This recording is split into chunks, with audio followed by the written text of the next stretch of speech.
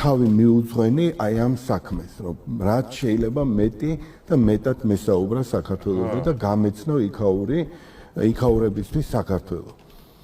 ბევრმა იცოდა, ზოგმა არ იცოდა, ზოგმა იცოდა, რომ რაღაც კი საქართველოს არის ღვინის ქვეყანა, მაგრამ ღვინის სამშობლო თუ იყო და ღვინო საქართველოს აკვანი ხო, აგი cradle of wine ასე ეძახიან.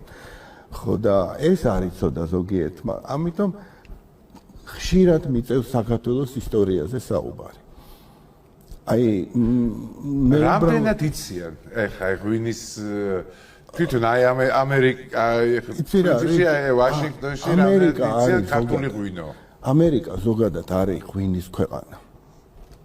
უდავოდ ღვინის ქვეყანა არის. მაგრამ უფრო კალიფორნიაში. კალიფორნია, ცენტრალურ ამერიკაშიც არის ასე ვთქვათ ეს ღვინის კულტურა.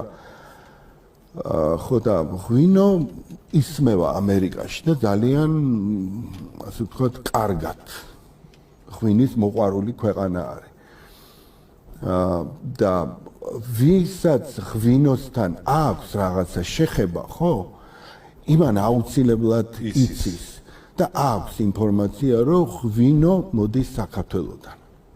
იქ გაჩნდა და იქ დაიბადა 8000 წლის წინ. შემდეგ ჩვენ როგორ არის, რაღაცა სამყაროში რო შედიხარ, ერთ პატარა ინფორმაციას რო შეუშვებ, ის უკვე ვრცელდება.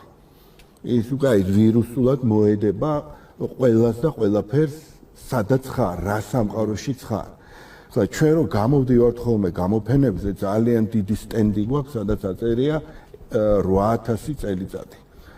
ღვინის ქვეყანა, ღვინის აკვანი, ღვინის აკვანი და აი ესეთი ფრაზები წერია. ხლა ამას რო ნახულობენ ძალიან ბევრი ვიზიტორები, არა მარტო ღვინის სპეციალისტები, არამედ ჩვეულებრივი ხალხი, რომელიც მოდის იქ და აგემოვნებს სხვადასხვა ღვინოებს, იქ მარტო ქართული ხო არ არის, არის ფრანგული, იტალიური, კალიფორნიული ღვინოები, პორტუგალიური და ასე შემდეგ.